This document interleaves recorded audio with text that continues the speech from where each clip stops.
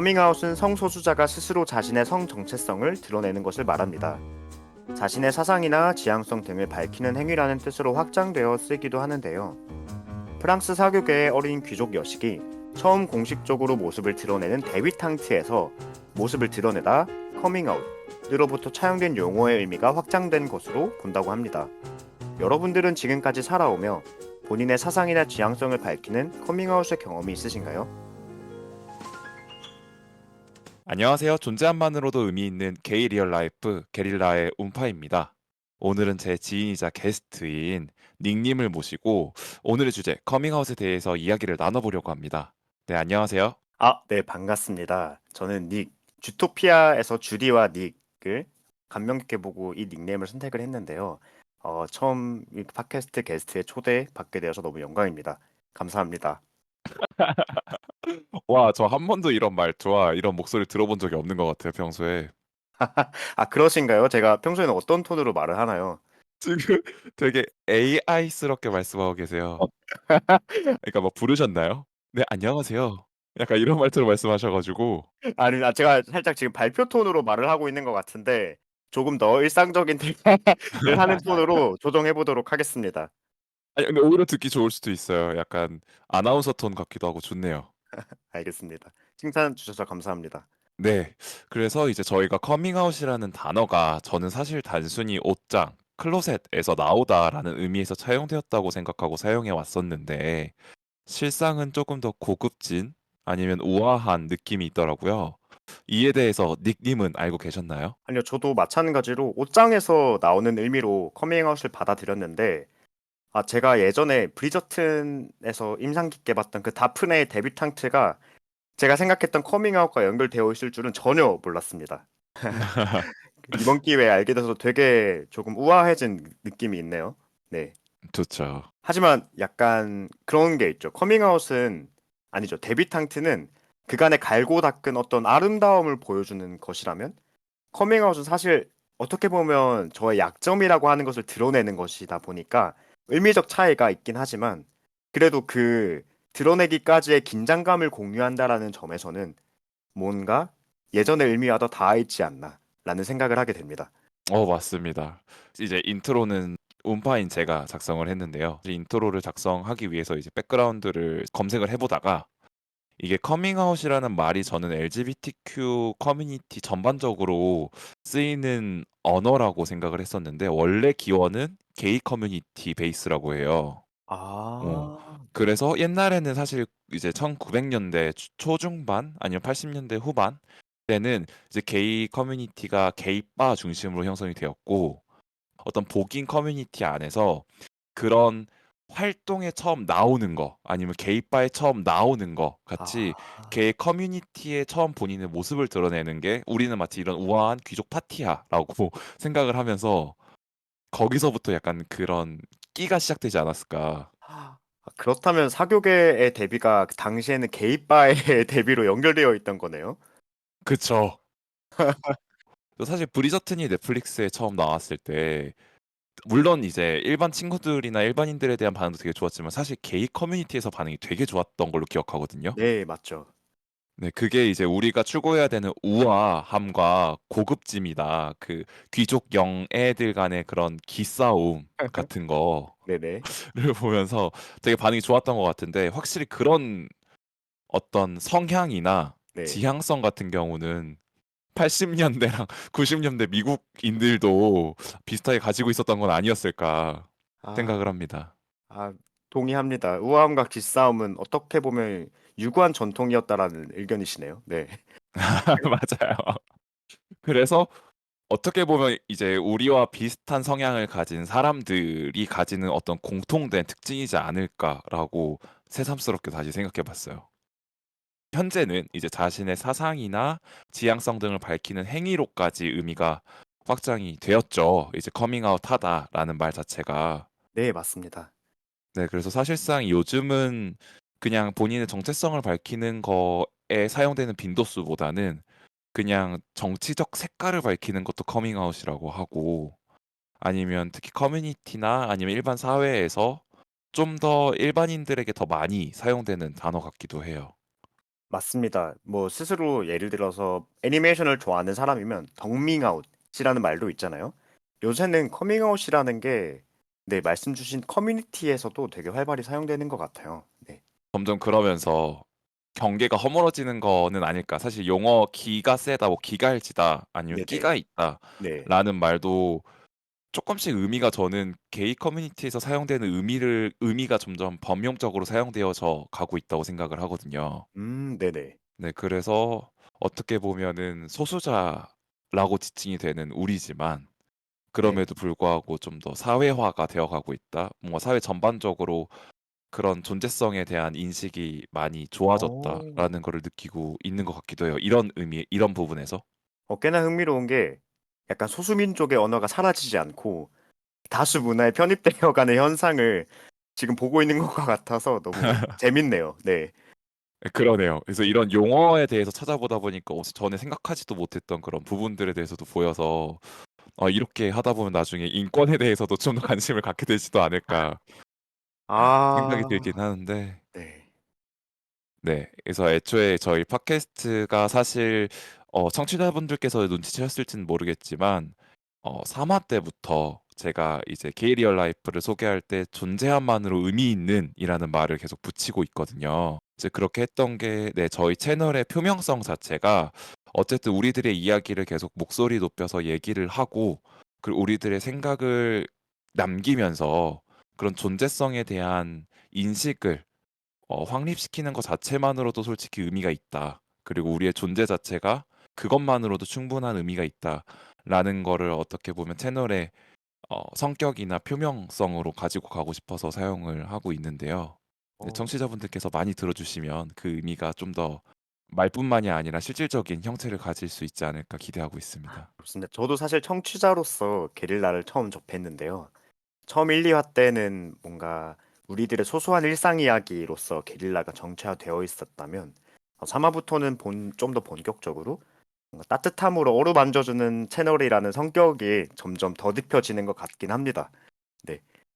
그의 바람대로 방향성이 잘 나아가기를 기원하겠습니다. 아이고, 감사합니다. 네, 그래서 저희 커밍아웃에 대해서 얘기를 나눠볼 거예요, 앞으로. 그런데 이제 이번 주제에 대해서는 일단 닉님께서 여태까지 경험했던 가장 기억에 남는 커밍아웃이거나 아니면 가장 처음 했던 커밍아웃에 대한 기억이 있을까요? 가장 처음 했었던 커밍아웃 기억이라.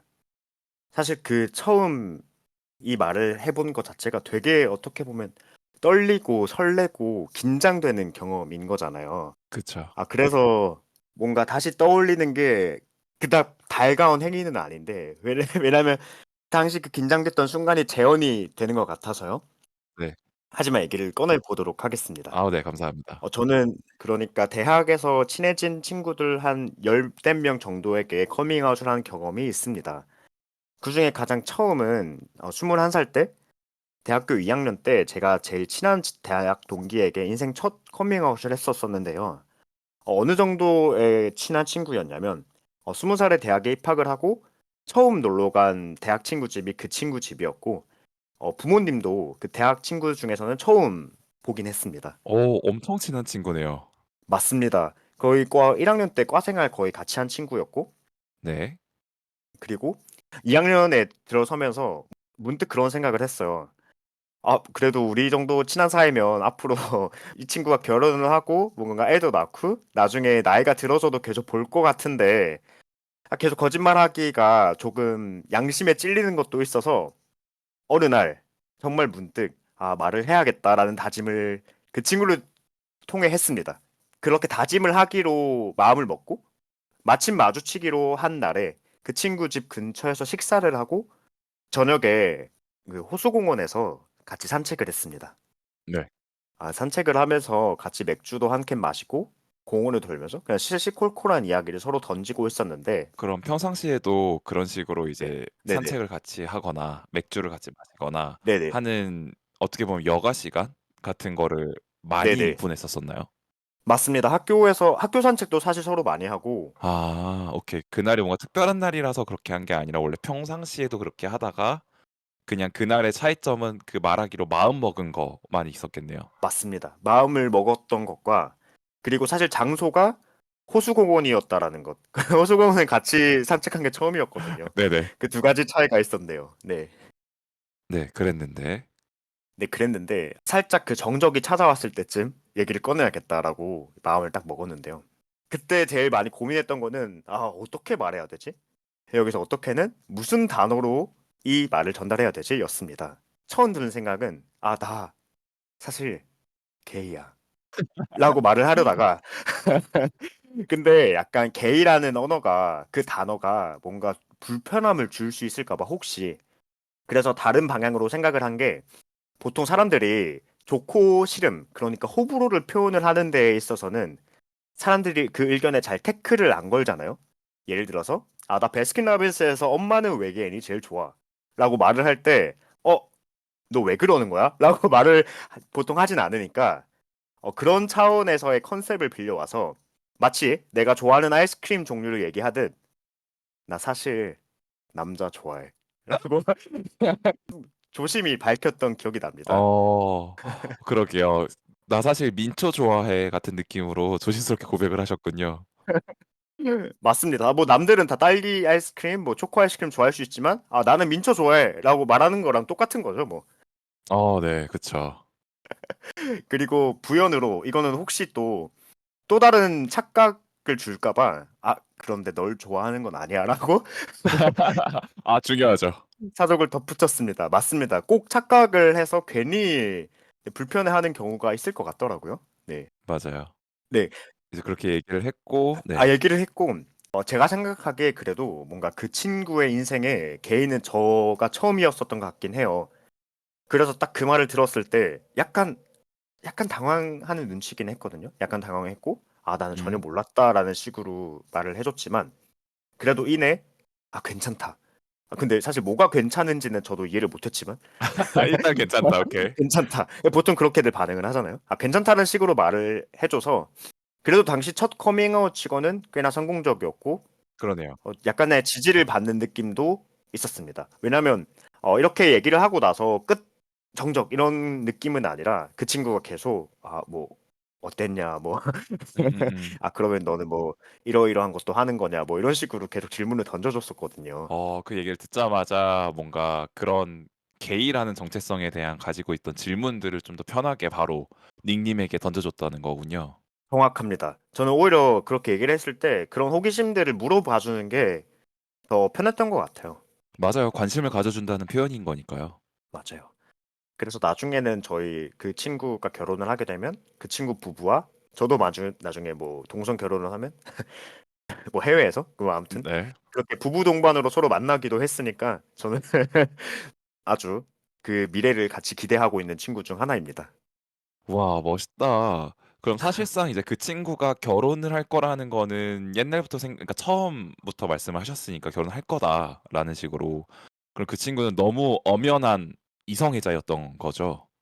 그래서 사실 뭐 명시적으로 결혼을 얘기한 친구는 아니었지만 내 이성애자였고 뭐 여자친구를 사귀었던 경험도 있었기에 제가 추측한 것이긴 합니다. 네. 그럼 닉님 같은 경우에는 한 번도 그 여자 사람과 데이트를 하거나 사귀었던 경험은 없으신 건가요? 기준이 정말 애매한데요. 학창 시절에 정말 장난식으로 네. 이렇게 썸을 탔던 경험이 한 번 있었고, 음. 대학교에서도 연애까지는 아니고 그냥 가벼운 데이트 정도는 그래도 했었던 것 같습니다. 아, 그렇군요. 알겠습니다. 그래도 꽤 첫 경험이 엄청 긴장됐었을 텐데 그래도 네. 그 친구가 잘 받아줘서 정말 다행이고 아직도 그 친구랑 계속 연락하고 잘 지내고 계시는 거죠? 네네. 그래서 제 최근 소식도 계속 업데이트 해주고, 네, 서로 너무 좋네요. 그러고 있습니다. 그럼 네네. 서로의 연애 사업에 대한 얘기를 서스럼 없이 할 수 있는 친구 중에 몇 안 되는 친구 중에 하나겠네요. 맞습니다. 사실 커밍아웃을 했다고 하더라도 그 얘기를 꺼내느냐는 또 다른 문제이긴 하거든요. 맞아요. 그런데 그 친구는 맞아요. 커밍아웃 후에도 그런 얘기를 주고받는 몇 안 되는 친구 중 하나입니다. 좋습니다. 그러면 이제 서로 친하게 지내다가 이제 우리가 네. 앞으로도 계속 더 친하게 지낼 것 같은데 그렇다면 상대방에게 "나의 정체성을 밝혀야겠다."라는 마음이 문득 드셨다고 했잖아요. 맞습니다. 네. 그러면 그전에 그거를 밝히지 않았을 때에는 뭔가 이성에 대한 얘기를 자연스럽게 할 수밖에 없죠, 사실상 이 20살 초반에는. 맞습니다. 이제 그럴 때는 마치 이성애자인 척하면서 얘기를 하셨던 거예요? 그렇죠. 사실 그때는 제가 그 주제 자체를 잘 꺼내지 않아서 그런 얘기가 나오면 그냥 음. 조용히 있거나 뭔가 좀 토픽을 전환을 했던 것 같아요. 괜히 뭔가 이성애자인 척하기에 괜히 거짓말하는 느낌 드는 거 아시죠? 음. 네 맞아요. 그래서 아예 주제 자체를 피해 버렸구나. 맞습니다. 그래서 그 주제를 피하는 것 자체가 어쨌든 마음 한켠에 계속 안 좋은 느낌이 있어서 그래서 그런 것들을 아예 밝혀야겠다고 생각을 하게 된 거고. 맞습니다. 어차피 나중에 이런 얘기 할 텐데 지금은 아니지만 네. 그럴 때 계속 거짓말을 100년 동안 거짓말을 할 순 없지 않나라는 생각이었습니다. 네. 아 그러네요. 왜냐면 저도 이제 오래된 친구들 중에 네. 연애 얘기까지 하는 친구도 있고 네. 그리고 서로 삶에 대해서만 얘기를 하지 연애 얘기는 어떻게 보면 서로의 사생활적인 부분이니까 그런 거에 대한 얘기를 아예 안 하는 친구도 있어서 사실 그 친구는 아직도 저의 정체성에 대해서도 네. 모르고 그 친구랑 대화할 때는 정체성에 대한 거를 전혀 인식하지 않고 말을 하기는 하거든요. 애초에 그 주제에 대해서 얘기를 안 하고 있기 때문에. 아, 애초에 그 친구별로 약간 정해진 토픽이 달라지는 편이시군요. 음파님은. 네 맞아요. 그래서 그러면 아무리 친하게 지내도 사실상 그런 거에 대한 불편함을 잘 못 느꼈다면 네네. 굳이 얘기를 해야 될 필요성을 못 느꼈을 텐데 네. 이제 어느 날 문득 그런 걸 얘기해야겠다는 생각이 드셨다고 했으니까 아. 예. 그 당시에 그런 얘기를 나눴던 건 아니지만 나중에 저희가 나이를 더 먹게 되고 뭔가 반려자가 생기고 그런 경우라면 음. 관련 얘기를 더 약간 많이 나누지 않을까 하는 기대였죠. 네. 완전 엄청나게 먼 미래를 생각하고 그때를 미리미리 대비하신 거군요. 맞습니다. 약간 그죠. "매도 일찍 맞자." 이런 느낌이었습니다. 네. 좋네요. 이제 그러면서 그거를 받아들여 주는 과정을 통해서 상대방과 좀 더 친해졌다는 느낌이 드셨을까요? 네, 아무래도 서로 얘기할 수 있는 범위가 더 넓어진 거긴 하잖아요. 맞아요. 연애라는 키워드가 사실 저희 대화에 빠져 있었다면 그게 20대 초반도 초반이지만 중후반에 들어서는 연애에 대한 고민이 더 진지해지는 시기인데 그쵸. 그때 그런 얘기를 나눌 수 있었다라는 점에서 좀 더 깊어지지 않았나 싶긴 합니다. 좋습니다. 되게 부러운 우정이네요. 운파님 같은 경우에는 네. 첫 번째 혹은 기억에 남았었던 커밍아웃 사연이 있나요? 사실 저는 첫 커밍아웃 자체는 그렇게까지 임팩트가 있진 않았어요. 뭔가 자연스럽게 커밍아웃을 하게 된 케이스라서 네. 첫 번째로 커밍아웃을 한 건데 어떻게 자연스럽게 됐는지가 궁금합니다. 그 정체성에 대한 부정기가 좀 길었었어요. 그러니까 어느 정도 인식은 아. 하고 있었지만 '난 양성애자일 거야.'라고 생각을 아. 하면서 네. '굳이 내가 양성애자면은 남자를 만날 필요는 없지 않을까?' 정도로 생각을 하고 있었던 거죠. 앞으로 아, 어떤 그렇군요. 험난한 일이 있을지가 어느 정도 가늠이 되기 때문에 네, 네. 이제 그래서 그 여자 사람이신 분들과 여자와 데이트도 많이 했었고 연애도 3번 정도 했었었는데 네. 네. 그런데 1 년의 과정들을 거치면서 저랑 친하게 지내는 그 네. 여사친이 있었어요. 진짜 여자 사람 친구가 있었어요. 친구였군요. 네네. 네. 이제 그 친구도 이제 닉님이 처음에 말씀하셨다고 했던 그 20살 초반 때부터 엄청 친하게 지냈던 친구 네. 같은 친구가 그 여사친이었거든요. 아, 네네. 네. 그래서 입학할 때부터 서로 친하게 지냈었는데 이제 그 친구 같은 경우에는 인권이나 네. 아니면 정체성이나 다양성에 대한 관심이 되게 많아서 그런 거에 대한 책도 많이 읽고 그런 거에 대해서 얘기하는 거를 즐기는 친구였었어요. 그래서 그 친구한테 나는 뭔가 진정한 사랑이 언젠간 찾아올 거라고 항상 믿기는 하지만 여태까지 연애를 했을 때 뭔가 성적인 끌림이 안 느껴진다, 상대방에게서. 그냥 친한 친구 그 이상은 아닌 것 같다. 나한테 뭐가 문제가 있는 걸까?'라는 거를 상담을 한 거죠. 와, 어떻게 그 LGBTQ라는 주제를 직접적으로 다루지 않고 그냥 본인의 어떤 고민을 얘기하면서 자연스럽게 흘러갔네요. 네 맞아요. 이제 어. 그때 그 친구 같은 경우에는 그럼 너처럼 고민하는 사람을 퀘스처널이라는 말이 있다. 지칭하는 말이 아. 있다.'라고 되게 거부감이나 어떤 뭔가 특별한 걸 얘기하는 게 아니라 그냥 너무 당연한 사실을 말하듯이 "너처럼 생각하는 사람들도 있어." 퀘스처너리라는 그렇게 너의 정체성을 그러니까 혼란스러워하고 본인이 어떤 걸 지향하는지 잘 인식하지 못하는 단계를 지칭하는 말도 있다라는 걸 들었을 때 저는 일련의 안도감을 조금 느꼈었거든요. 어디서 안도를 느끼신 거죠? 왜냐하면 저는 사랑이 존재한다고 믿고 운명적인 사람을 만날 수 있다는 것도 생각을 하는데 '왜 나는 여태까지 아무도 사랑하지 못하는 거지?' 라는 거에 아. 대해서 '내가 뭔가 잘못된 건가?'라고 생각을 했어요. 왜냐면 주변의 친구들 같은 경우에는 물론 여러 가지 이슈들도 있고 특히 이제 딱 갓 대학에 입학한 친구들 같은 경우는 막 미팅도 열심히 하면서 다양한 사람들을 많이 만나면서 스토리도 많이 만들기는 하지만 보면은 뭐 곧 잘 사랑을 표현하기도 하고 사랑을 하는 친구들도 많은데 네. '나는 왜 그게 안 되지?'라는 생각이었었죠. 세 번의 연애를 통해서 전부 그런 감정을 못 느꼈다면 꽤나 고민이셨겠어요. 네. 그러니까요. 그래서 뭔가 인간적인 유대감과 친구 같은 친구와 좀 더 가까운 사이까지는 가능한데 뭔가 그 이상의 정서적인 교류가 안 되니까 고민이었었던 거죠. 아. 이제 그래서 그 친구가 저에게 제시해 준 방법은 "그러면 남자를 한번 만나 봐라." 그 친구가 먼저 제안을 한 것인가요? 예 맞아요. 그 친구가 먼저 저한테 제안을 해 줬어요. "너의 상태가 궁금하다면 남자를 실제로 만나 보기 전까지 너 스스로 어떻게 반응할지 알 수 없다. 상상으로만은 알 수 없다." 혹시 그 얘기를 듣기 전에는 남자를 만나야겠다는 생각을 가지고 계셨나요? 아니요. 아예 없었죠. 어. 나는 남자랑 만나서도 어떤 성적인 관계를 하는데 거부감이 없어 정도였었지 남자를 사랑할 거야까지는 아니었거든요. 남자한테서 사랑을 느낀다는 아니었어요. 그 피지컬적인 사랑은 원래 인지를 했지만 뭔가 정서적인 사랑까지 이어갈 줄은 몰랐군요. 네. 맞아요, 맞아요. 그래서 그때 당시에 가졌던 생각은 그러니까 눈 가려 놓고 상대가 어떤 존재인지 인식하지 못한 채로 나에게 어떤 섹슈얼한 터치를 한다면 '나는 남자든 여자든 상관없이 다 반응할 수 있을 거야.'라는 정도의 생각을 가지고 있었어요.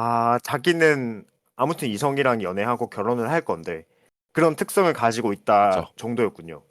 맞아요. 네. 알겠습니다. 다시 이제 그 친구에게 들은 조언을 기반으로 그래서 결국 남자를 그 후에 바로 만나셨나요? 그 이후로 이제 열심히 구글링을 했죠. 아. 게이란 무엇이며 그들은 어떻게 살아가며 그리고 남자는 어떤 식으로 만나는지 이제 그런 식으로 어느 정도 고민을 해 보다가 어플을 깔고 남자를 만나 보고 '아 나 게이 맞나 봐.'를 인식하게 됐죠. 그 과정 그리고 사람을 만나는 그 프로세스에서 뭔가 이전에 정의하셨던 정말 가슴이 떨리는 사랑을 해 보셨나요? 네. 아 그럼요. 그래서 아. 바로 인식됐죠. 그 1 년의 과정들 3 번의 연애와 고민을 하고 여사친에게 상담을 받고 그리고 그 후에 열심히 열정적으로 어플을 돌리며 그 남자를 만나게 된 이야기까지가 되게 네. 제 가슴을 벅차오르게 하는 거 아시나요? 운파님? 아 그래요? 어떤 포인트에서 가슴이 벅차셨을까요? 개미안이 아래에서 깨고 나오듯이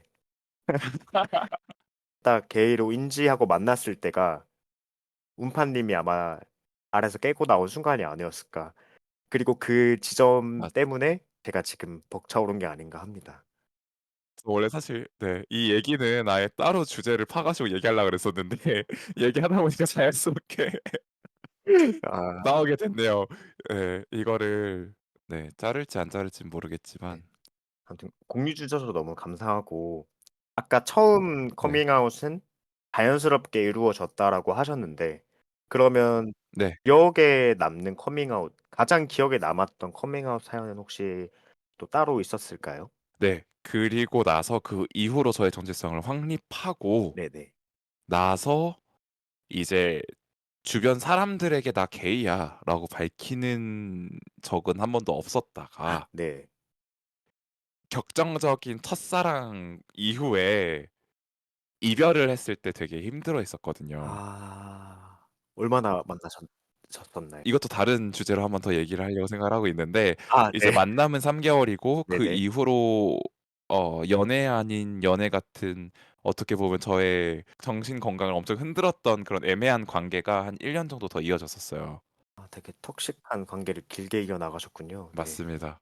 그래서 그 톡식한 관계 때문에 멘탈이 많이 흔들려서 너무 감사하게도 학교에서 학생들에게 제공하는 복지 시스템 중에 카운슬링 센터가 있었어서 그래서 가서 상담을 받았는데 근데 그 선생님을 만나면서 되게 저에 대해서도 많이 이해하게 되고 나의 감정에 대해서도 이해하게 되는데 이제 그럴 때 사실 연애에 대한 얘기를 꼭 하거든요. 뭐 성생활에 대한 얘기나 그것도 사실 되게 긴밀한 부분이기 때문에 이제 그래서 저는 보통 얘기를 할 때 그냥 다 얘기를 했는데 대신 그 상대방의 성별을 여자라고 얘기를 했었죠.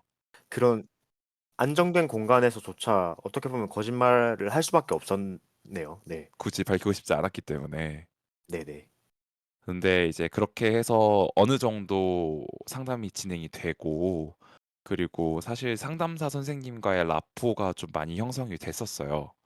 그리고 되게 아. 잘 얘기도 들어주시고 되게 좋은 선생님이었거든요.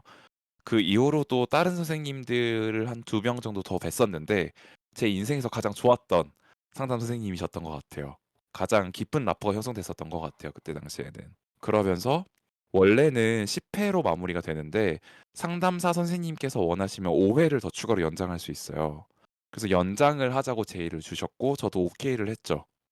총 15분을 만나신 거네요. 네, 맞아요. 일주일에 한 번씩 해서. 연장을 하고 나서 아, 뭔가 이 선생님에게는 나의 정체성을 얘기하는 게 좋겠다. 좀 더 나의 상황에 대한 얘기를 구체적으로 하기 위해서는 하는 게 좋겠다라고 생각을 하고 네, 인생에 서 처음 커밍아웃을 했죠. 와, 의도를 가진 커밍아웃은 그때가 처음이셨겠네요. 네, 맞아요. 되게 힘들었어요. 정말 힘들었어요. 그 얘기를 어쨌든 아, 오늘 상담에서 무슨 얘기하지? 하면서 가거든요. 상담을 하러 갈 때. 근데 아, 오늘은 나의 정체성에 대한 얘기를 꼭 하고 이에 대한 얘기를 나눠봐야겠다라고 마음을 먹고 갔는데 처음에는 되게 가벼운 생각이었어요. 뭐 여태까지 상담하는 것처럼 한 1시간 정도 얘기하다 보면 되겠지. 였는데 이제 잘 지냈어요? 뭐 어떻게 했어요? 뭐 이런 식으로 얘기를 하다가 아, 선생님 근데 제가 오늘 상담을 시작하기 전에 꼭 드리고 싶은 말씀이 있는데요. 라고 얘기하고 입이 안 떨어지는 거예요. 아, 그럴 수밖에 없죠. 처음 그 말을 꺼내시는 거잖아요. 맞아요. 와, 그래서 그때 한 체감 시간 한 5분 정도 흐른 것 같아요. 한 1분 정도 정적이 있었겠죠? 억겁과 같은 정적이 있다가 와, 막 눈물이 나더라고요. 그래서 울면서 사실 저는 게이다. 여태까지 여자친구라고 얘기했던 사람은 다 남자였고, 그리고 사실 저는 제 스스로를 게이라고 생각을 한다. 라고 말씀을 드렸더니 너무나도 학습된 반응을 하셨어요. 아무렇지 않은 척하는 그 인터넷 같은 데서 친구가 커밍아웃 할 때 어떻게 반응하는 게 좋을까요? 라고 하면 이제 어떤 이렇게 매뉴얼들이 있잖아요. 모범 답안을 말씀하셨군요. 예, "괜찮아. 맞아요. 있는 그대로의 너를 존중해." 맞아요. 이제 그런 식으로 얘기를 하시는데 사실 상담자와 내담자가 서로 마주보고 얘기를 하면 상담사 선생님의 기분이 어떤지 어떤 생각을 하는지도 보여요, 눈을 보면. 네네. 근데 선생님이 제가 커밍아웃을 했을 때 순간적으로 본인이 느꼈던 불쾌함을 못 숨기셨던 거죠. 되게 잘 매뉴얼대로 반응을 하시긴 했는데 제가 느끼기에는 '아, 이 선생님은 동성애자를 안 좋아하시나 보다.'라는 걸 바로 느꼈었어요, 그 순간에. 물론 저의 착각일 수도 있겠죠. 그리고 나서 그 이후로 뭐 이렇게 잘 얘기를 했어 그날은 잘 얘기했어요. 그리고 나서 이제 12회차 때 상담을 하러 갔는데 선생님께서 그러시는 거예요. "아직 혼란스러워서 그럴 수도 있다." 그러면 정리를 해 보면 11 회차 때 커밍아웃을 하셨고, 그리고 네. 제가 지금 추정하기로는 그 상담 주신 분이 남자 선생님이셨나요? 여자분이셨어요. 여자분이셨네요. 예, 나이가 쪼끔 있으신 그리고 천주교의 독실한 신자셨고요. 본인이 생각하기에는 제가 사랑에 대한 고민도 많고 인간 그 존재에 대한 고민이 항상 많았기 때문에 저의 네. 정체성에 대한 순간적인 착각일 거다. 12 회차 때. 네, 12회차 때. 네, 아직까지 진정한 사랑을 못 느껴봤기 때문에 그런 동성으로부터 느끼는 어떻게 보면 생경함, 평소에 겪지 못했던 경험, 그리고 신체적인 자극에 의한 짜릿함 때문에 사랑이라고 착각할 수도 있다라는 식으로 말씀을 해주신 거죠. 그래서 이제 되게 이렇게까지 직접적으로 말씀은 안 하셨는데 제가 듣기에는 그렇게 들렸어요. 그리고 뭐 그 이후로 막 이런저런 얘기를 하셨는데 궁극적으로는 "너의 정체성을 그러니까 치료까지는 아닌데 좀 더 찾아가는 여정이 필요하다. 너는 지금 혼란기다." 라고 말씀해 주신 거죠. 근데 이제 울면서 나의 정체성을 고백할 정도의 결심이었을 때 저의 마음은 일단 나는 게이가 맞는 거라고 확신을 하고 저 이제 남자 사람과 계속 연애를 해 나갈 거라고 생각을 하고 앞으로 사회에서 내가 어떻게 행동해야 되는지에 대한 고민도 되게 많은 상태였었는데 그렇게 저의 고민들이 전부 다 부정당하니까 더 이상 선생님이랑 상담을 진행하고 싶지가 않더라고요. 그래서 그 12회차 때를 마지막으로 이제 그다음 주 내담 스케줄을 잡을 때 "아 저는 더 이상 상담하고 싶지 않습니다." 말씀드리고 이제 상담을 그만뒀죠. 그 얘기는 이제 12회차 마지막에 직접 선생님에게 말씀드린 건가요? 네 맞아요. 이유는 여쭤보진 않던가요? "왜 그만두려고 하냐? 3회 정도 남았다." 당연히 물어보셨죠. 근데 그랬을 때 그냥 직접적으로 "제가 거부당한 느낌이라서요."라고는 말씀을 안 드렸고 이제 어느 정도 제가 처음에 내담했을 때 가지고 있었던 증상들 사실 어떤 일련의 증상들이 있었어서 그 상담을 해야 되겠다고 생각을 했었었기 때문에 그런 증상들은 이미 많이 개선된 상태고 그리고 "앞으로에 대한 고민은 저 스스로 나아가는 게 맞는 것 같다."라는 식으로 그냥 말씀을 드렸더니 아쉽지만 뭐 "앞으로 잘 건강하게 잘 살길 바래." 그럼 서로 약간 덕담 같은 거를 주고받고 끝냈습니다. 그게 만약에 본인이 그 상담을 방문하게 된 이유가 '내가 정체성의 혼란을 느낀다. 내가 아직 남자를 좋아하는지 여자를 좋아하는지 모르겠다.'라는 게 테마였다면 사실 상담자님의 반응 그러니까 '착각일 수 있다. 그런 방향에 적절할 수도 있겠다.'라는 생각을 했어요. 그런데 사실 그런 게 아니라 11 회차 때 11 회차 이전까지 겪었었던 문제들이 사실은 '내가 남자를 좋아했었던 이야기들이었다.'라고 말을 했는데 12 회차 때 근데 그거 혹시 착각 아니야?"라고 말하는 게 정말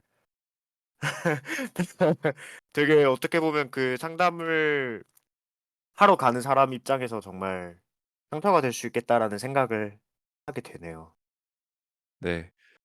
그 말을 들었을 때 그냥 '아 더 이상 상담을 진행하면 안 되겠다.'라고만 생각을 했고 나를 받아들여 주지 못하거나 이렇게 반응을 하는 선생님이 뭔가 '잘못을 했다. 나에게 뭔가 부적절한 말을 했다.'라는 생각은 그렇게 들지는 않았는데 왜냐하면 그렇게 말씀하시는 선생님의 의도 자체가 이제 12 회 상담이 그렇죠. 진행되면서 형성되는 라포 베이스로 되게 선생님이 저를 아끼는 게 느껴졌었거든요.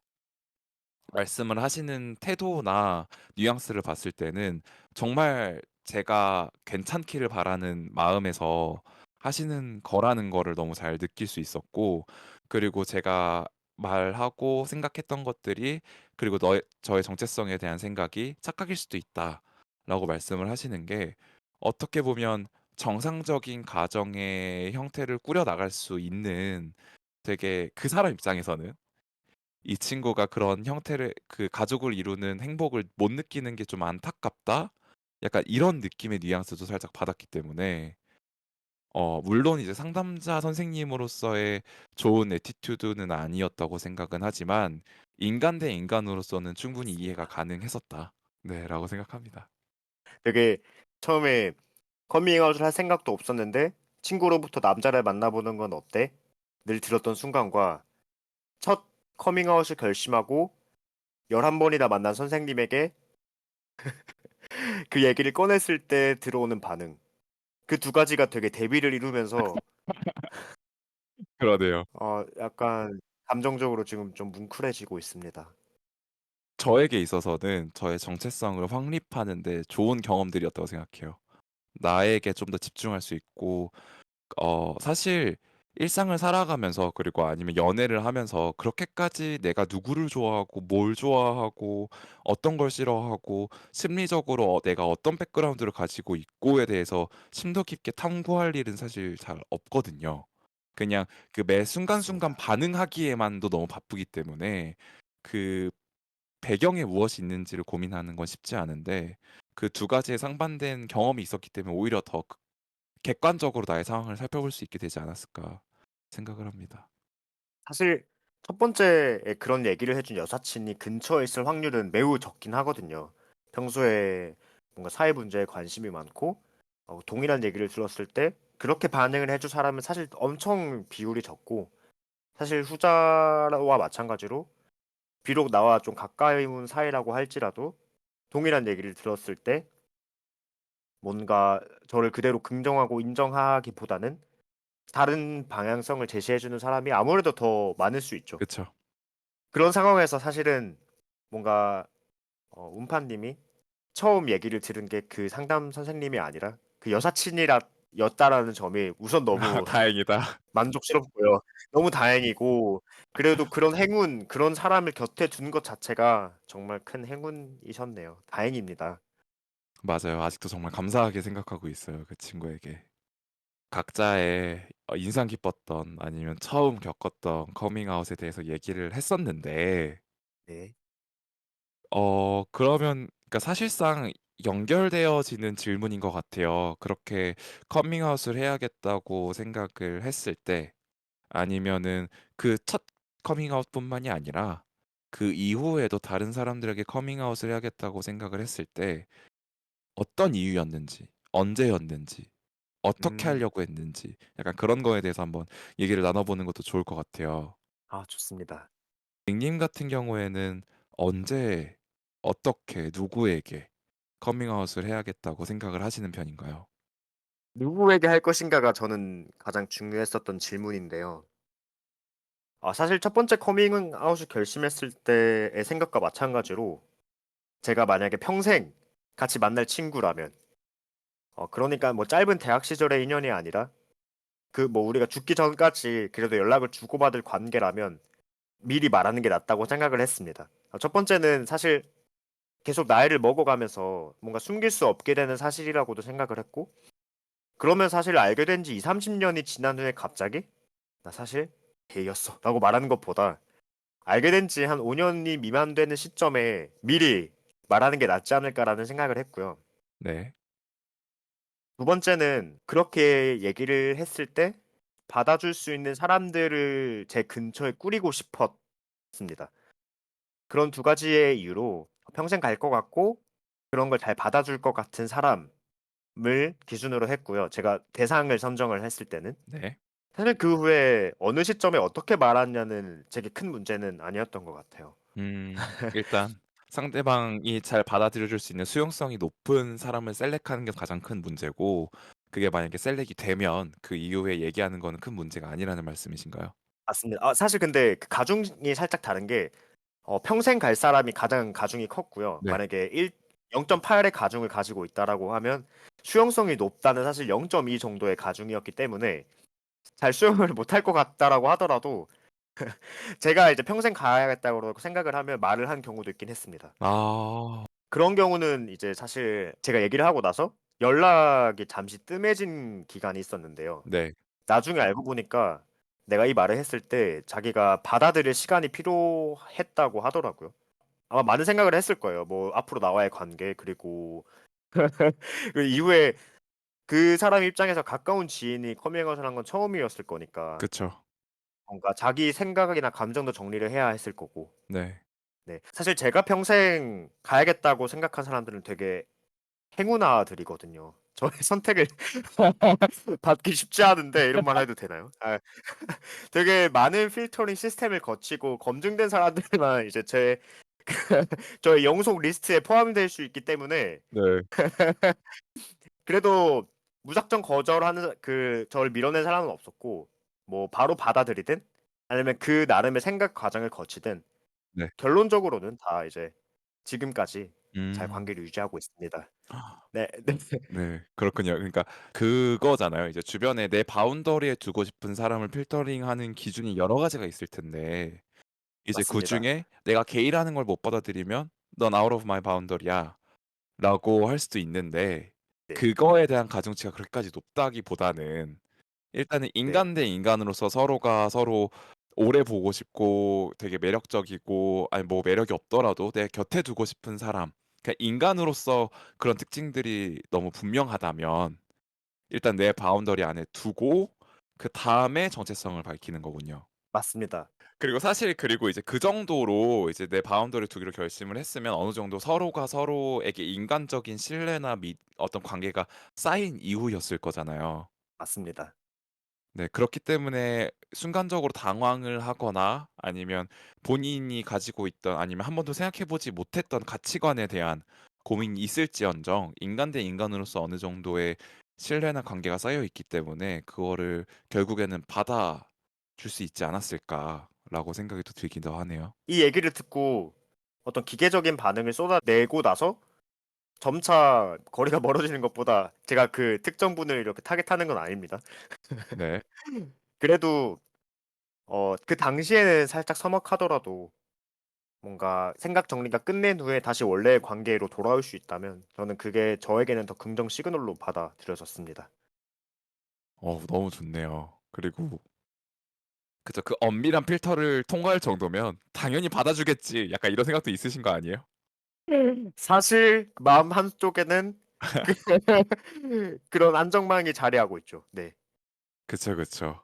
아 그렇구나. 그러면 여태까지 그러면 어떻게 보면 그거를 눈앞에서 대놓고 거절당했던 커밍아웃 경험은 별로 없었겠네요. 맞습니다. 사실 그러기는 쉽지 않다고도 생각을 하는 게 그래도 알고 지낸 지 1 년은 지난 경우에 보통 이런 말들을 하니까 1년 넘은 음. 친구 앞에서 갑자기 "아 미안." 하고 갑자기 자리를 박찬다면 그건 그 사람 나름대로 또 이상한 사람 아닐까 하네요. 네. 그쵸, 그쵸. 그리고 그 정도로 혐오감을 표현하는 데 익숙한 사람이라면 친하게 지내기도 쉽지 않겠죠. 네. 음파님은 혹시 어떤 요소가 가장 중요하다고 생각하시나요? 일단은 저 같은 경우에는 커밍아웃을 안 하는 게 기본값이에요. 그러니까 애초에 네, 사람들과 친하게 지내거나 아니면 서로 알아가는 단계에서 연인에 대한 얘기를 할 때 나 여자친구 있어." 아니면 "나 애인이 있어."라고 얘기하는 게 디폴트 값이고 네. 그리고 그렇게 얘기하는 거에 대한 거부감이 별로 없는 편이고요. 왜냐면 사실 그 여자친구라는 말을 할 때 거짓말을 한다는 것에 대해서 죄책감을 느끼는 경우가 많은데 특히 게이이신 분 아니면 남자를 만났을 때 근데 그렇게 지칭하는 명칭 자체는 크게 의미가 있을까?'라고 그 순간은 생각을 하는 거죠. 내 음. 내 애인의 별명을 여자친구라고 생각할 수도 있는 거잖아요. 맞습니다. 약간 기계적 회피인 것 같긴 한데 아니 근데 맞아요. 그 취지는 공감합니다. 네. 맞아요. 그래서 '굳이 나의 이런 정체성을 밝힐 필요성이 있을까?'라는 생각이 약간 디폴트 값이고 그리고 아마 이렇게 제가 생각하는 데에는 인간관계를 형성하는 방식 자체가 닉님이랑은 쪼끔 저랑 다르기 때문일 수도 있을 것 같아요. 저는 사생활을 많이 공유하는 일반 친구나 지인이 별로 없어요. 그래서 애초에 그렇게 얘기하는 과정 자체를 제가 별로 좋아하지 않기 때문에 처음부터 굳이 얘기하지 않아도 서로의 정체성을 인식할 수 있는 공간이나 환경에서 만난 사람들과 관계를 지속하는 걸 더 편해하는 편이고 그리고 가면 갈수록 사실 인간관계는 좁아질 수밖에 없잖아요. 그래서 커밍아웃을 할 정도까지 아니면 커밍아웃이 필요하다고 생각이 되는 정도까지의 깊어지는 인간관계는 별로 없었어요. 그리고 그럼에도 불구하고 사실 커밍아웃을 아예 안 했던 건 아니거든요. 근데 그렇게 상대방의 커밍아웃을 해야겠다고 마음을 먹었던 배경에는 그 닉님이 말씀하신 거랑 비슷한데 '앞으로 계속 보겠다.' 아니면 '서로 사생활에 대한 공유가 많아질 수밖에 없겠다.' 아니면 '상대방의 사생활도 내가 궁금하고 서로 인생을 좀 공유했으면 좋겠다.'라는 생각이 들면 그때 얘기하는 편이고 그 상대방이 그런 얘기를 했을 때 잘 받아들여 줄 수 있는지가 상대방과 앞으로 계속 그 친분을 이어갈지에 대한 기준이 되기도 해요. 그래서 아. '인간이 먼저다.' 네. 저는 수용성이 먼저거든요. 아. 알겠습니다. 네네. 그리고 그 수용성이 먼저인 이유 같은 경우에는 어떻게 보면은 그 동성애자에 대한 인식을 잘 받아들여 줄 수 있는 사람이라면 나와의 다른 것에 대한 포용성이 더 넓은 사람이기 때문에 '이 사람은 괜찮은 사람일 것이다.'라는 생각이 있어서 더 그렇기도 해요. 관계 맺음에서 포용성을 되게 중시하시나 봐요, 어떻게 보면. 맞아요.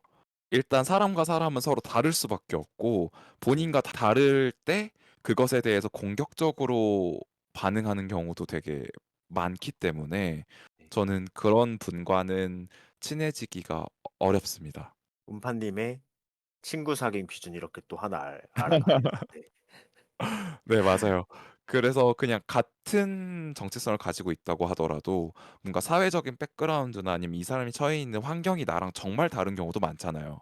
맞습니다. 근데 그런 거에 대한 수용성이 없으면 저는, 네, 상대방에 대한 존중이 좀 사라지는 느낌이라고 해야 되나? 마찬가지로 두꺼운 두께의 필터링 시스템을 가지셨네요, 음파님도. 맞아요. 배려도 사실 지능이라고 하잖아요. 맞습니다. 그래서 상대방을 잘 배려할 수 있는 사람이면 너무 좋은데 그 말인즉슨 지능이 높다는 것과도 연결이 되고, 이게 여기서 지능은 학력이나 공부하는 머리가 아니라 그냥 인간적인 지능에 대한 얘기고요. 지능이 높은 사람이라면 본인과의 다른 차이점을 잘 받아들이는 수용성이 높을 것이다. 그러면 음. 나의 정체성을 잘 받아줄 것이다. 그게 하나의 일련된 생각이에요. 음. 아, 근데 물론 아닌 경우도 있겠지요. 아닌 경우도 있겠지만 일반적으로 그렇기 때문에 나는 그렇게 필터링을 한다. 그러면 그렇게 필터링된 사람이 근처에 있지만 그럼에도 불구하고 뭔가 오래 갈 것 같지 않은 케이스에서는 얘기를 잘 안 하시는 편이시군요. 맞습니다. 그 부분은 약간 공감이 되는 게 네. 그 20대 초반에는 사실 뭔가 이 친구랑 되게 오래 갈 것 같고 그런 생각들을 많이 하잖아요.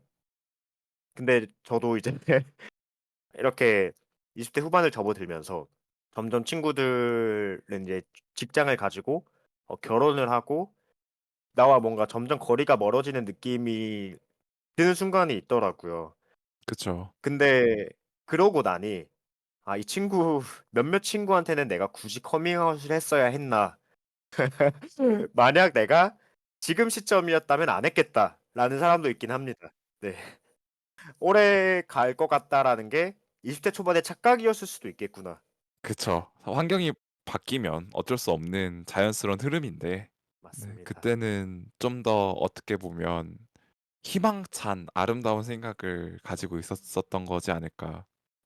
'우리의 인연 영원할 거야.' 약간 이런 느낌의 생각이지 않았을까 싶네요. 네, 맞아요. 그러면 지금까지, 그러게요. 애초에 커밍아웃을, 닉님 같은 경우에는 커밍아웃을 할 때 결국에는 다 상대방이 받아줬다고 하는데, 그럼에도 네네. 불구하고 굳이 꼽자면, 이런 반응을 상대방이 내가 커밍아웃을 했을 때 보이면 기분이 썩 좋진 않다더라 하는 게 있었을까요? 제가 저를 드러냈을 때 특정 반응이 돌아왔다라기보다 더 가슴이 아픈 거는 그냥 평소에 가끔 그런 토픽들이 뜨잖아요, 게이 네. 관련된 뭐 뉴스든 어디든. 근데 그런 토픽들에 대해 이야기를 할 때 되게 서스럼 없이 뭐 걔네들은 뭐 네. 다 뭐 어떻게 해야 음음. 된다. 뭐 아무튼 이런저러한 부정적인 표현들을 꺼냈을 때 물론 제 친한 친구들 중엔 그런 경험이 없지만 그냥 지인 정도에 머물렀던 사람들은 종종 그런 경우가 있었던 것 같아요. 그쵸. 애초에 그러면 제가 말을 못 꺼내기도 했고 그 커밍아웃을. 맞아요. 네 그럴 때 더 좀 가슴이 아팠던 것 같긴 합니다. 그렇구나. 사실상 여태까지 닉님이 경험했던 커밍아웃 중에 가장 어떻게 보면 부정적인 것에 가까운 반응은 사실상 그 순간적으로 서로 그 커밍아웃 이후에 연락이 좀 뜸해졌다가 다시 연락이 닿는 경우라고 볼 수도 있을 것 같기는 한데. 맞습니다. 사실 제가 그 당시에는 몰랐기 때문에 네. 그 당시에는 '아 갑자기 연락이 잘 안 되나 보다.'라고 생각을 했지만 네. 추후에 알게 된 사실이거든요, 같이 얘기를 나누면서. 네. 의도적으로 회피했다는 사실을. 맞습니다. 어. 그것은 이제 의외였던 알고 보니 의외였던 반응으로 분류할 수 있을 것 같네요. 그렇군요, 그렇군요. 사실 저 같은 경우에는 네네. 커밍아웃을 했을 때 그 순간에는 '오케이. 그래. 뭐 그럴 수 있지.' 아니면 '아 너라는 사람도 게이일 수 있구나.'라고 반응을 해준 경우가 있거든요. 네네. 왜냐하면 게이라는 것에 대한 인식 자체가 아예 없는 경우가 생각보다 많아요. 특히 남성인 경우에. 뭐 최근에는 언론에 대한 그런 노출도가 높아져서 어느 정도 인식이 바뀌었을지는 모르겠지만 제가 커밍아웃 했을 때 당시에는 이제 뭐 홍석천 님이 유일하게 알려져 있는 게이셨고 그리고 뭔가 게이 문화에 대한 게 한국에서 그렇게까지 유명하지 않았기 때문에 그런 거에 대한 인식이 많이 없었었는데 이제 그러다 보니까 처음 얘기했을 때 상대방이 너 같은 사람도 게이구나. 약간 이런 식으로 반응을 했었어요. 근데 그게 좀 당황스럽긴 했는데 상대방 입장에서는 이해하려는 노력의 일환이었던 거죠. 그냥 게이라는 사람 음, 안에 이런 카테고라이징도 있구나라는 식으로. 그리고 그 이후에 그러니까 사실 좀 학교 생활할 때 친하게 지냈던 선배님이셔서 그분 결혼식도 막 찾아 뵙고 막 이랬었는데 이제 그 이후로 서로 개인적인 얘기를 할 때 상대방이 의도적으로 연애 얘기는 잘 안 하시더라고요. 커밍아웃 전에는 뭐 미팅했던 얘기, 소개팅했던 얘기, 아니면 본인이 지금 좋아하는 사람에 대한 이야기에 대한 거를 되게 많이 했었는데 그 이후로 대화를 할 때는 그런 주제를 아예 안 꺼내셔서 상대방 입장에서는 최대한 아, 잘 받아줬지만 그럼에도 쉽지는 않았었나 보다 하고 넘어갔는데 그게 제가 경험했던 그나마 좀 부정적인 경험이지 않았을까 싶습니다. 그 두 가지 얘기 중에 첫 번째가 너 같은 사람도 게이야? 라는 말은 사실 어떻게 보면 긍정적인 게 그 사람에 있어서 게이라는 이미지를 넓혀준 것이기도 하잖아요. 그리고 사실 저도 문파님을 처음 봤을 때 되게 그 뭔가 남성성을 한가득 이제 안고 계신 분이어가지고 보통 게이로 표현되는 어떤 여성적인 이미지가 잘 없다고 생각이 돼서 뭔가 이해가 되는 반응이긴 합니다. 첫 번째는 그렇고요. 네, 그다음에 두 번째는 그 후에 연애 얘기를 잘 안 하게 되었다는 어느 정도 공감이 가는 게 뭔가 이 얘기를 꺼내 상대방 입장에서는 잘 받아들인 것 같지만 결국 뒤에 얘기를 하다 보면 관련 얘기는 이제 쏙 빠지는 경우가 저도 있더라고요. 저 그래서 사실 그런 경우는 커밍아웃을 괜히 했나까지는 아니더라도 필요했을까 정도는 다시 반문하게 되긴 합니다. 네. 맞아요, 맞아요. 그래서 고민을 해봤죠. 그 이후에 저 선배님은 아니 그런 사람들은 왜 그렇게 반응을 할까? 왜 이렇게 외면하려고 할까? 생각을 해보면 저에 대해서 그러니까 게이인 사람들에 대해서 조심스러운 거죠. 어떻게 반응해야 될지에 대한 인식이 아예 없다 맞습니다. 보니까 그래서 네. 본인이 했던 말이 상대방한테 상처가 될까 봐 더 걱정해서 아예 더 회피하는 경향성도 있을 것 같아요. 그래서 닉님이 말씀하셨듯이 굳이 나의 정체성을 밝혀서 어떻게 보면 이 관계에 있어서 좀 불편함을 초래한 거가 약간 아쉽다고 생각이 들 수도 있을 것 같네요. 네, 맞아요. 네. 네, 그런 거에 대해서는 사실 계속 고민하는 게 맞다고 생각하기 때문에 그렇게 얘기하는 거는 오히려 상대방에게 생각의 지평선을 넓힐 수 있는 기회를 준 것이지 않을까. 동의합니다. 그게 커밍아웃의 의의이기도 하고요. 네. 맞아요. 우리도 네. 존재한다. 여기에 당신의 친구와 가족 맞습니다. 아니면 매우 가까운 친인척 중에 게이가 있다. 알아주기 위함이죠. 네. 네네. 네, 그렇다면 나 이미 여러 번 언급을 해서 그런 게이에 대한 인식 자체가 없기 때문에 그렇게 반응이 나타나지 않았을까라는 식으로 얘기를 했었는데 네네. 어떻게 보면 반응을 잘 해주고 아니면 반응을 잘 못해주고 하는 식으로 상대방이 나의 커밍아웃을 받아들일 때 반응이 갈라지는 요인은 어떤 것들이 있을 거라고 생각을 하실까요, 닉님? 결국 사실 그 요인은 약간 뻔한 얘기일 수도 있는데요. 네, 결국 근처에 게이가 존재하는 거를 상정을 했냐 안 했냐의 차이인 것 같긴 합니다. 그리고 또한 내 주위에 있는 친구들이 그런 같은 생각을 하는 사람들로 구성이 됐냐 안 되느냐인 건데요. 네, 제가 이걸 찾아보면서 공부를 살짝 했는데 네. 이런 어떤 걸 공부를 했냐면 Identifiable Victim Effect라고 하는 게 있다고 합니다. 뭐 어, IDFPPP요? 어떤 거냐면 식별 가능한 피해자 효과인데 사람들이 어떤 모호한 집단보다는 식별된 개인의 어려움에 더 큰 도움을 제공하는 경향이 있다고 하는데요. 이런 예시가 있는데 어떤 큰 눈망울을 가진 6살 갈색머리 소녀가 크리스마스까지 자기 삶을 연장하기 위해 몇천 달러가 필요한 경우에는 기부금이 넘칠 거라고 합니다. 네, 하지만 그게 아니라 만약에 세금 인상이 없으면 매사추세츠 주의 모든 병원이 부실 상태에 빠져 수백 명의 환자들이 제대로 된 치료를 받지 못해 사망할 수 있다라는 기사를 보게 되면 사실 사람들은 그냥 무심코 넘기게 되잖아요. 맞아. 내일 아니지라는 식으로 다 넘어가죠. 맞습니다.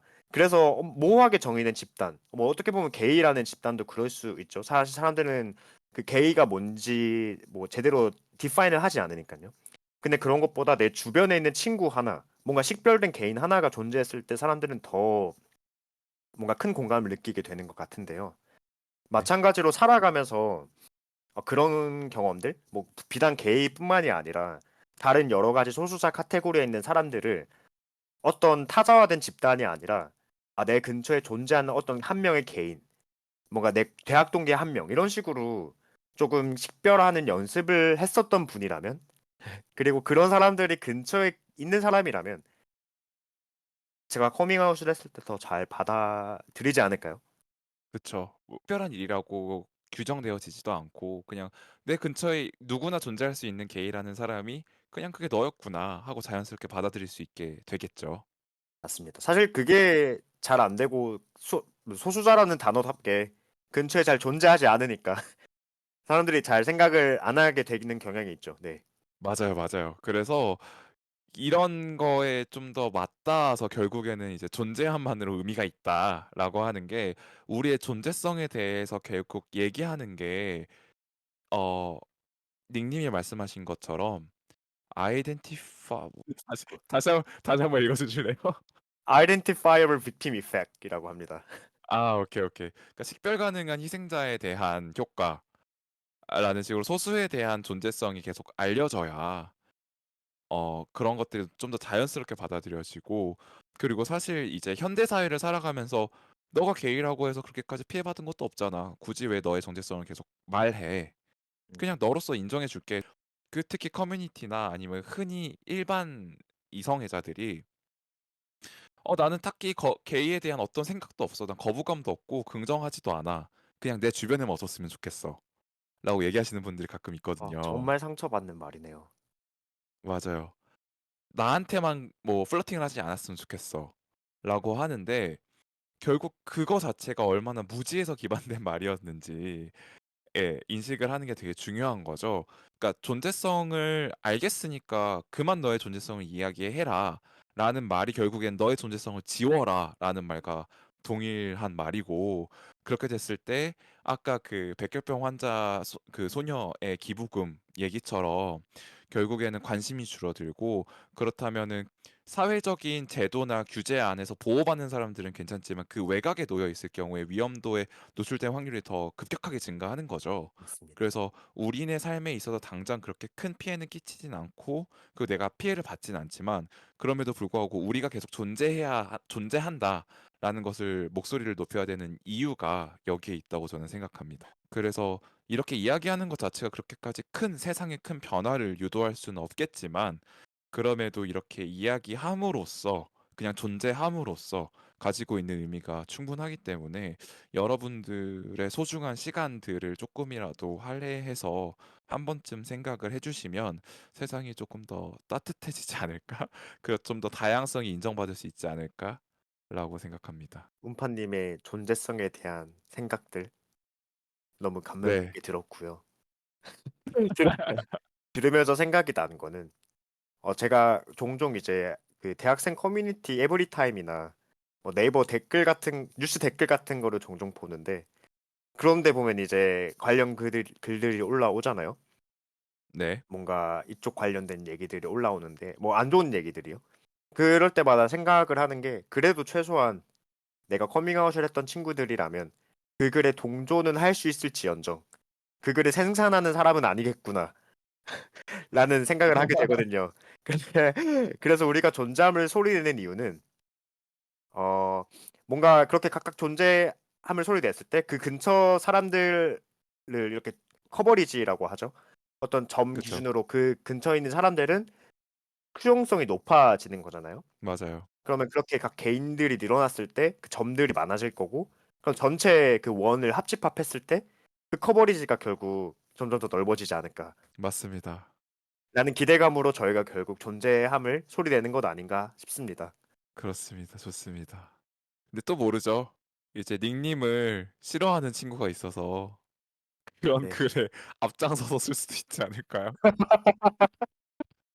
약간 반대로 생각하면 그렇죠. 내가 아는 친구 중에 게이 있는데 걔가 하는 거 보니까 뭐 욕먹을 만하더라. 뭐 이렇게 쓸 수도 있겠죠. 네. 맞아요. 이제 그렇기 때문에 오히려 더 저 같은 경우에는 조심하게 되는 네. 것도 있는 것 같아요. 아, 어떤 행동 거지나 그런 것들이요? 그쵸. 어쨌든 소수자라는 인식은 항상 가지고 있기 때문에 물론 네. 삶을 살아가면서 불편함은 없지만 내가 하는 말이나 행동들이 내가 속해 있는 집단을 대표할 수도 있다라는 약간의 음. 부담감은 있거든요. 네. 네. 그렇기 때문에 조금 더 나를 단속하게 되고 그리고 나의 외모 코르셋을 좀 더 조이게 되고 슈퍼마켓을 갈 때도 편하게 나갈 수 없게 되고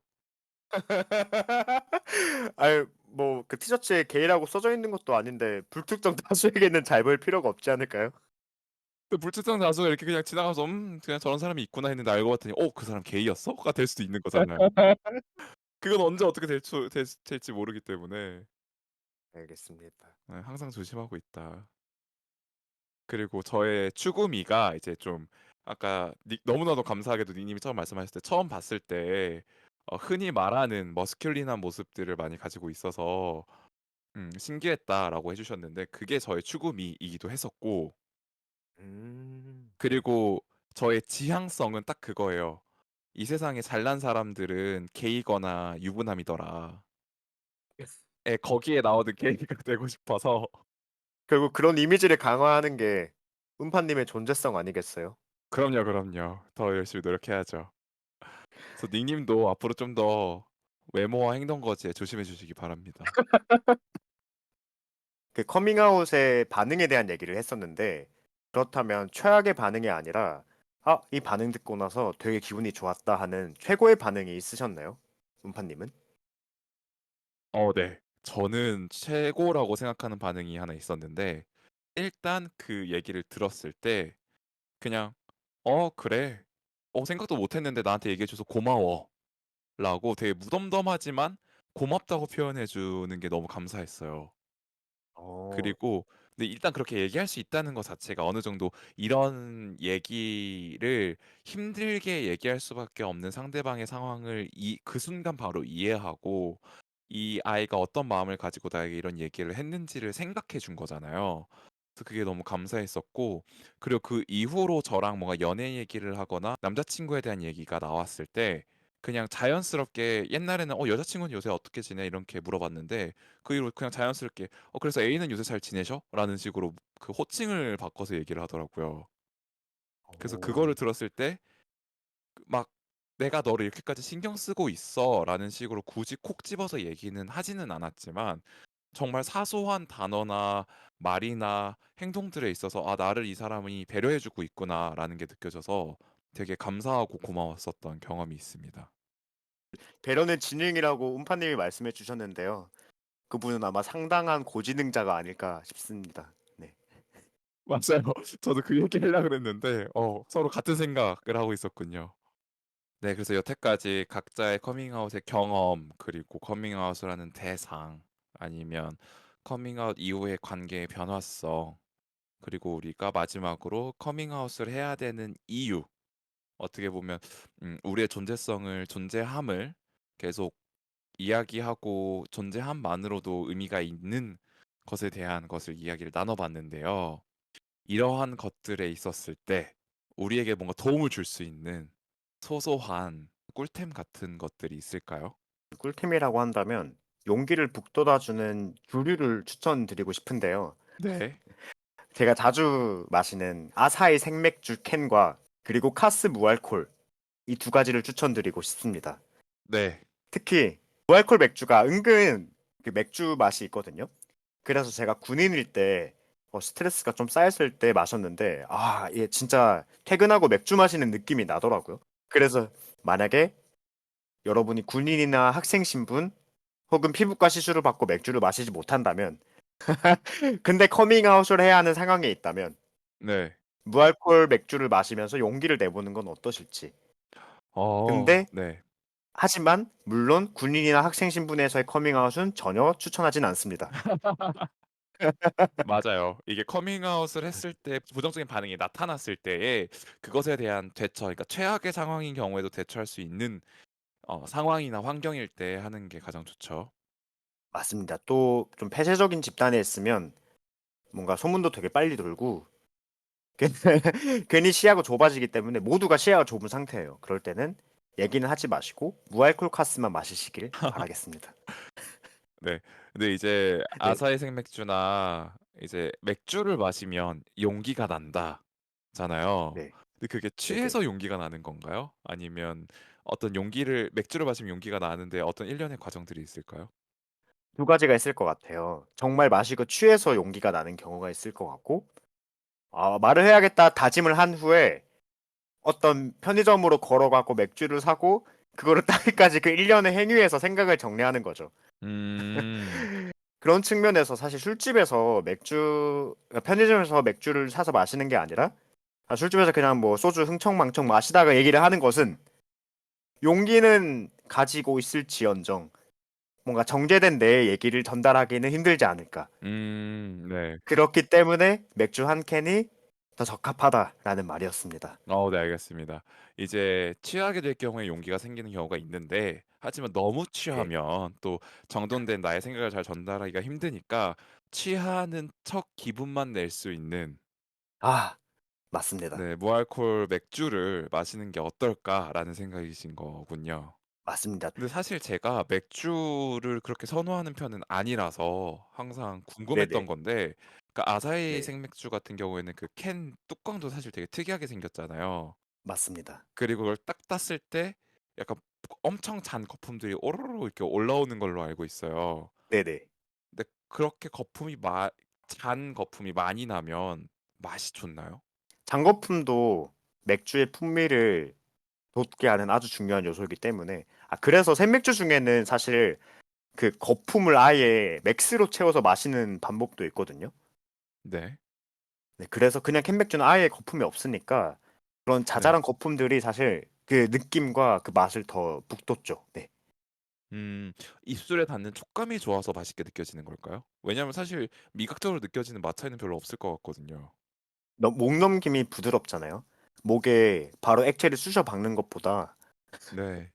부드러운 거품을 먼저 들어가게 해서 이제 맥주 들어옵니다. 열리세요라고 사전 통지를 해주는 게 더 예의가 있겠죠? 네. 네. 그러니까 사실 정말 궁금했던 거였어요. 사람들이 이제 생맥이 되게 맛있다. 뭐 그리고 아사히 생맥주가 처음 이제 한국에 수입이 됐을 때 네네. 반응도 되게 좋았었고, 그리고 특히 맥주를 좋아하시는 분들이 열렬하게 환호를 했었는데, 맞습니다. 애초에 저는 맥주를 그렇게 즐겨 마시지 않다 보니까 '무슨 차이가 있을까?'라고 항상 궁금을 했었는데, 그런 잔 거품이 가진 아, 어떤 장점들이 있을 수 있겠네요. 맞습니다. 아인슈페너의 크림 빼고 먹는 거라고 생각하시면 될 것 같아요. 부드러운 거품의 텍스처가 입안을 자극하면서 그 생맥주에서 느껴지는 상쾌함이 좀 더 극대화되는 느낌인 거군요. 맞습니다. 정확한 거 좋아하시니까 상쾌함은 아닌 것 같고, 네. 네, 목 넘김의 부드러움으로 모두 정리가 될 것 같습니다. 네. 그래서 "먹는 게 부드럽다." 네네. 네네. 알겠습니다. 네. 그리고 사실 닉님 같은 경우에 처음으로 커밍아웃을 했을 때도 서로 맥주를 마시고 산책을 하다가 하셨다고 하셨잖아요. 그게 연관이 되어 있을 수 있겠네요. 그쵸. 그래서 뭔가 새로운 고백을 하거나 할 때는 그럼 닉님은 맥주를 주로 마시고 뭔가를 하는 경우가 많으신가요? 보통 그래도 술 한 잔은 들어가는데 더 진솔한 얘기를 할 때는 뭐 네. 술집이라기보다는 편의점 맥주나 아니면 와인 음음. 한 잔 정도 마시고 얘기를 하는 것 같아요. 약간 알코올에 의해서 뭔가 경계가 좀 마음이 좀 누그러진 상태에서 서로 진심을 더 쉽게 얘기할 수 있는 환경을 만든다. 맞습니다. 네, 저 개인적으로 청취자였다가 이렇게 게스트로 함께하게 돼서 너무 영광이었고요.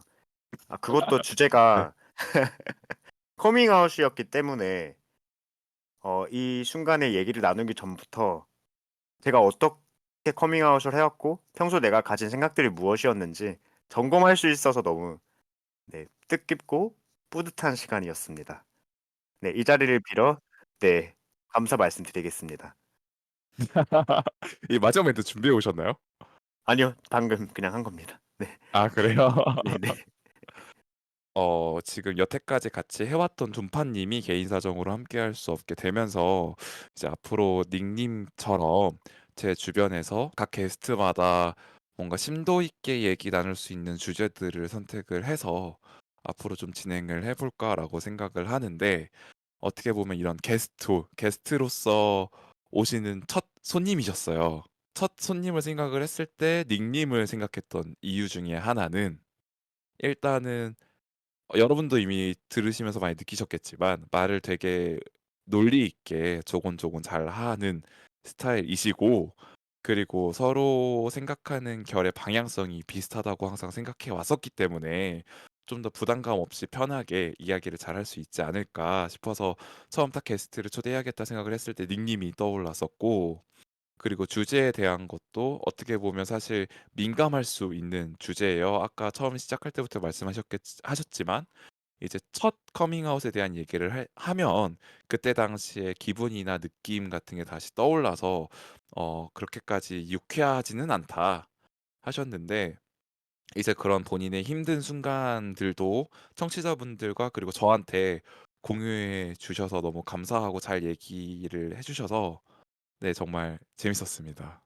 네, 이렇게 나와주셔서 다시 한번 닉님한테 감사드리고 아마 또 조만간 머지않은 미래에 다시 또 서로 기회가 닿으면 또 더 재밌는 주제로 여러분들을 찾아뵐 수 있지 않을까 생각이 드네요. 네, 저희는 매주 월요일 고정적으로 여러분들을 찾아뵙겠고요. 지금까지 존재함만으로 의미 있는 게이 리얼 라이프 게릴라의 음파였습니다. 이겼습니다. 네, 감사합니다. 네, 감사합니다.